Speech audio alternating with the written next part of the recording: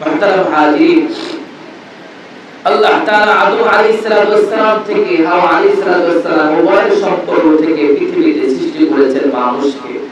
আমরা কোন সৃষ্টির রূপান্তরিত হইনি, সরাসরি আল্লাহ তাআলা নিজ হাতে আদম আলাইহিস সালামকে সৃষ্টি করেছেন। তার অনন্য কুদরত, আশরাফুল মাখলুকাত মানুষকে আল্লাহ তাআলা সৃষ্টি করেছেন। সূরা ৩ এর ব্যাখ্যা আপনারা দেখলে বুঝতে পারবেন যে আল্লাহ তাআলা কত সুন্দর করে মানুষকে সৃষ্টি করেছেন। আল্লাহ তাআলা বলেন, লাকাদ খালাকাল ইনসানা ফি আহসানি তাকওয়িম, আমি মানুষকে অনন্য রূপে সৃষ্টি করেছি, অনন্য রূপ আমি ধারণ করেছি। কত সুন্দর করে আল্লাহ সৃষ্টি করেছেন। সাধারণত আজকে যদি আমরা আমাদের দেহের নিয়ে একটু চিন্তা করি, যে আমাদের ভিতরে যে ফুসফুস আছে, আজকে সাধারণত একটা ডিজেলের কিছুদিন পরে ডিজেলের ফিল্টার চেঞ্জ করতে হয়। ডিজেল চেঞ্জ করার সাথে সাথে যারা গাড়ি বিষয়ে কাজ করে ফিল্টার চেঞ্জ করতে হয়, তারা এসি নিয়ে কাজ করে, কিছুদিন পরে এসির ফিল্টার চেঞ্জ করতে হয়, মেকানিজম করা লাগে, পরিষ্কার করা লাগে।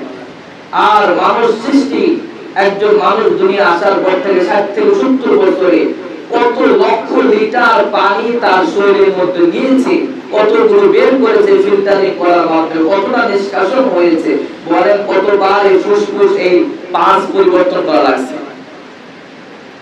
কয়বার লাগছে? যদি লাগে তাহলে দুনিয়া থেকে একবারে বিদায় করা হয়, এটা দ্বিতীয়বার চেঞ্জ করার কোনো সুযোগ থাকে না। আপনা আমার মালিক কি মেকানিজম আর কি পাঁচ আপনা আমার দেহ সৃষ্টি করে রেখেছে। তারপরে বিজ্ঞানীরা বলে যে আমরা যে চোখের পাতা একটু পর পরে ফালাই, একটু পর পরে নড়াচড়া করি, ফিল্টারের মধ্যে এটার মধ্যে একটা পানি আছে, একটা তরঙ্গ আছে, কিছুক্ষণ পর পরেই নতুন করে এটা পরিবর্তনের মাধ্যমে নতুন করে আবার দেখার জন্য আবার প্রস্তুত করে।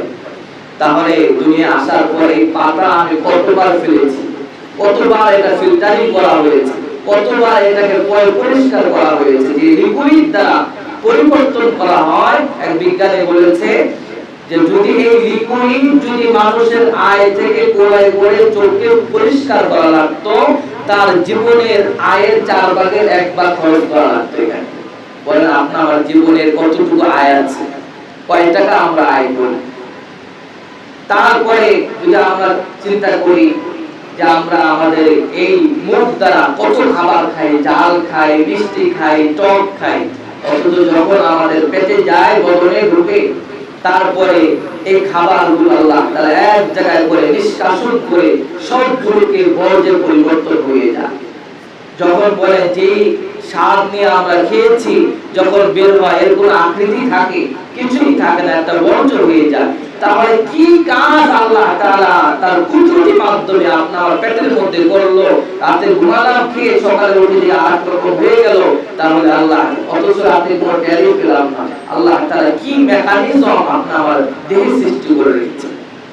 আল্লাহ তাআলা বলেন, ওয়াত্তাকুল্লাহাল্লাযী তাসাআলুনা বিহি ওয়াল আরহাম, প্রকৃতপক্ষে বান্দা যদি তুমি আমার সৃষ্টি সম্পর্কে জেনে থাকো, আমার রব সম্পর্কে জেনে যাও, তাহলে তুমি আমাকে ভয় করো, তুমি আমাকে ভয় করো। দুনিয়া আমি তোমাকে কথা বলার জন্য জবান দিয়েছি, কিন্তু একটা সময় এই জবান তোমার থাকবে না, তখন এটা বদীল হয়ে যাবে, বন্ধ হয়ে যাবে। আল ইয়াওমা নাখতিমু আলা আফওয়াহিহিম ওয়া তুকাল্লিমুনা আইদিহিম ওয়া তাশহাদু আরজুলুহুম বিমা কানু ইয়াকসিবুন। একটা সময় কিয়ামতের ময়দানে আল্লাহ তাআলা এই জবানকে বন্ধ করে দিবেন। তখন হাত কথা বলবে, পা কথা বলবে, চোখ কথা বলবে, কান কথা বলবে, শুধুমাত্র জবান বন্ধ করে দেওয়া হবে। আল্লাহ তাআলা বলবেন কিয়ামতের ময়দানে বান্দা বান্দীদের যখন আল্লাহ তাআলা জবাবদিহি করবেন, তাসাআলুনা বিহি ওয়াল আরহাম, যখন জবাবদিহিতা করা হবে, তখন আল্লাহ তাআলা তার কৌশলে তার জবানকে বন্ধ করে দিবেন। আপনি জবান দ্বারা দুনিয়ায় যে কাজ চুরি করেছেন, কিয়ামতের ময়দানে ঘুরে এসে কথা বলবেন, সেটা চলবে না, আল্লাহ জবানকে বন্ধ করে দিবেন। তারপরে এখন বাকি সব অঙ্গ প্রত্যঙ্গের জবান আল্লাহ তাআলা খুলে দিবেন। হাত বলবে, আয় আল্লাহ, এই তুমি এটা করেছো, তখন সে মাথা নাড়াবে, তখন হাত কথা বলবে, বলবে হায় আল্লাহ কি বলেন, আমি নিজের সশরীরে আমাকে ব্যবহার করে কাজ করেছি। পা বলবে তুমি ওখানে গেছো, বলবে না আমি যাইনি, মাথা নাড়াবে, পা জমান করে বলবে হায় আল্লাহ আমাকে হেঁটে হেঁটে ওই জায়গায় গিয়েছে, আপনার যাওয়া নিষেধ ছিল, তারপরে সে আমাকে নিয়ে গেছে, তার আমার দ্বারা তার পুরো দেহ ওখানে হাজির করেছে। পেট কথা বলবে আয় আল্লাহ আপনার হুকুম অনুযায়ী যে খাবার আমার পেটে দেওয়ার দরকার ছিল সেটা দেয় নাই, হারাম সে আমার পেটের মধ্যে দিয়েছে। চোখ কথা বলবে যে আমাকে দ্বারা যা আপনি দেখতে বলেছেন তা দেখে নাই, হারাম কিছু দেখেছে, আমাকে অপব্যবহার করেছে। বর্তারাম হাজির এভাবে প্রত্যেকটা অঙ্গ প্রত্যঙ্গ কথা বলবে। তাছাড়া আলুর নবী আল্লাহ তাআলা জবাব দুইটা করবে। বর্তারাম হাজির কল আরহাম, আল্লাহ তাআলা বলে বান্দা আমি তোমাকে দুনিয়ায় পাঠিয়েছি, তোমার অনেক বড় সম্পর্ক হয়েছে, তোমার বাপের ওরস থেকে তোমার একটা সম্পর্ক তৈরি হয়েছে, তোমার মায়ের পেট থেকে তুমি এসেছো, তোমার একটা সম্পর্ক হয়েছে, তোমার রেহেমের একটা সম্পর্ক হয়েছে। ওয়াল আরহাম, এই রেহেমের সম্পর্কিত আত্মীয় স্বজনদের তুমি দায়িত্ব বোধের সাথে তাদের সাথে সম্পর্ক তুমি অটুট রাখবে, সম্পর্ক অটুট রাখবে, সম্পর্ক তো তুমি সর্বোচ্চ ঠিক রাখার চেষ্টা করবে। ওয়াল আরহাম, তুমি তাসাআলুনা বিহি ওয়াল আরহাম ইন্নাল্লাহা কানা আলাইকুম রাকিবা, তুমি দুনিয়া যা কিছু করো না কেন বান্দা আমার সব খোঁজ খবর আছে, তোমার ব্যাপারে আমার সব খোঁজ খবর রাখা আছে। আজকে দেখা যায় আত্মীয় স্বজনের সম্পর্কটা বলে যে জিজ্ঞাসা করলে বলা হয় আর আমার চাচাতো ভাই ফুফাতো ভাই তো ওই মা বলেছিল তারা আমার সম্পর্কে ভাই লাগে, তাদের সাথে আমার কোনো সম্পর্ক নাই। সে এইভাবে কথা বলে মনে হয় যেন না রাখাটাই তার ক্রেডিট হয়ে দাঁড়িয়েছে, তার এটা গৌরব হয়ে দাঁড়িয়েছে। ছোটবেলায় শুনেছি অমুক ভাই অমুকে আমার ফুফাতো ভাই লাগতো, আমার মামাতো ভাই সম্পর্ক হয়, তাদের সাথে আমার কোনো সম্পর্ক নাই। তার উপস্থাপনা এবং বলাটার ধরন এমন বোঝায় যে সম্পর্ক না থাকাটাই মনে হয় তার জন্য সফলতা। তো আল্লাহ তাআলা কি বলেন তাসাআলুনা বিহি ওয়াল আরহাম, বান্দা দুনিয়া আসার ক্ষেত্রে তোমার যে বদনের সম্পর্ক হয়েছে, রেহেমের যে সম্পর্ক, তাদের সাথে সম্পর্ক তুমি অটুট রাখবে। আজকে দুনিয়ায় তারপর পৃথিবীতে মানুষের অবক্ষয়ের অন্যতম একটি কারণ তার রেহেমের সাথে সম্পর্ক দূরত্ব, সন্তান তার পিতামাতার সাথে সম্পর্ক দূরত্ব, ভাই ভাইয়ের সাথে সম্পর্কের দূরত্ব, ভাই বোনের সাথে সম্পর্ক দূরত্ব হয়ে গিয়েছে, মামা খালু সম্পর্ক তো আর নাই বললাম। খুব কম ফ্যামিলি পাওয়া যাবে এই সম্পর্ক ঠিক আছে, থাকলে বছরে একবার। রমজানের অন্যতম একটি শিক্ষা হলো শাহরুল মুআসা, সহমর্মিতার মাস, আত্মীয়তা রক্ষার মাস, অন্যের প্রতি সহযোগিতার মাস, অন্যের প্রতি প্রেম আর ভালোবাসা দেখানোর মাস। এজন্য আজকের জুমা থেকে এটা বলবো সম্মানিত হাজিরিন, অন্তত পক্ষে সারা বছর খোঁজ খবর রাখতে পারেন না আপনার নিকট আত্মীয় স্বজনের, অন্তত পক্ষে এই মুসলমানদের আনন্দ সামনে রেখে আপনি তাকে ফোন করুন, তার সাথে কথা বলুন, মামা আপনি কেমন আছেন, দাদা আপনি কেমন আছেন, দাদি আপনি কেমন আছেন, আত্মীয় স্বজনের খোঁজ খবর নেন। যদি সামর্থ্যবান আল্লাহ করে দেয় একটা গিফট পাঠানোর ব্যবস্থা করুন, একদিন ইফতারের আয়োজন করুন, তাদের আত্মীয় স্বজনকে দাওয়াত করুন। আল্লাহ তাআলা আদেশ ওয়াল আরহাম, দেহের সম্পর্ক বজায় রাখা, আত্মীয় স্বজনের সম্পর্ক বজায় রাখা। মুহতারাম আলিতুল আরেকটি আয়াতে কারিমা আপনাদের সম্মুখে আমি তেলাওয়াত করেছি। আল্লাহ তাআলা বলেন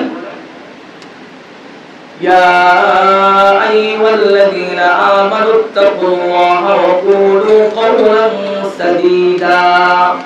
বান্দা ইয়া আইয়ুহাল, প্রথম আয়াতে বলছে ইয়া আইয়ুহান নাস, সকল মানুষকে আল্লাহ সম্বোধন করেছেন। কিন্তু আল্লাহ সূরা আযাবের আয়াতে কারিমা আল্লাহ তাআলা বলেন একটু বিশেষভাবে হে ঈমানদারেরা, ইয়া আইয়ুহান নাস ইত্তাকু রাব্বাকুম, যারা তোমার রবকে ভয় করো। ইয়া আইয়ুহান নাস ইত্তাকু রাব্বাকুম, ইয়া আইয়ুহান নাস ইত্তাকুল্লাহ ওয়া কুলু কাওলান সাদীদা। তোমরা এক নাম্বার কাজ হলো তোমরা আল্লাহকে ভয় করবে, অকুলু কাওলান সাদীদা। দুই নাম্বার সরল সঠিক কথা বলবে। মুমিন গুনায় পেছায় কথা বলবে না, সঠিক কথা বলবে, বক্র আকারে কথা বলবে না, কিছু কথা রেখে দিবে, কিছু বলবে না, সরল সঠিকভাবে কথা বলবে। ইয়া আইয়ুহাল্লাযীনা আমানু তাকুল্লাহা ওয়া কুলু কওলান সাদীদা। তোমরা এক নাম্বার কাজ হলো ঈমানদাররা আল্লাহকে ভয় করবে।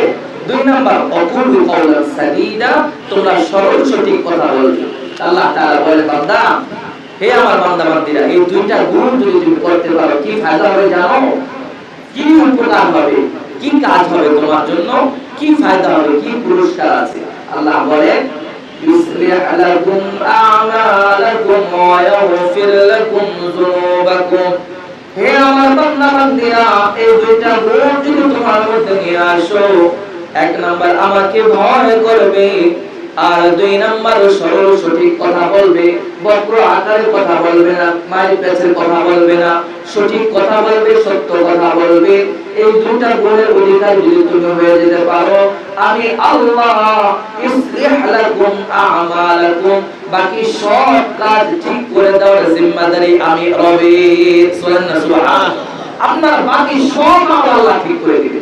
শুধু দুইটা গুণ আপনার মধ্যে থাকতে হবে, একটা আল্লাহকে ভয় করতে হবে আর সরল সঠিক সত্য কথা বলতে হবে। ইসলিহ লাকুম আ'মালাকুম, আল্লাহ তাআলা সব আমল ঠিক করে দিবে। শুধু তাই নয়, আল্লাহ তাআলা তারপরে বলেন, ওয়া ইয়াগফির লাকুম যুনুবাকুম, গুনাহ যদি আমার থেকে যায় আমল নামায়, তাহলে আমার কি হবে? আল্লাহ বলেন, বান্দা, তোমার পিছনের সব গুনাহও আমি maaf করে দেব। বলেন না সুবহানাল্লাহ। একটু চিৎকার দিয়ে বলেন সুবহানাল্লাহ। একটু মাথা উঁচা করে বলেন আল্লাহু আকবার। আল্লাহু আকবার।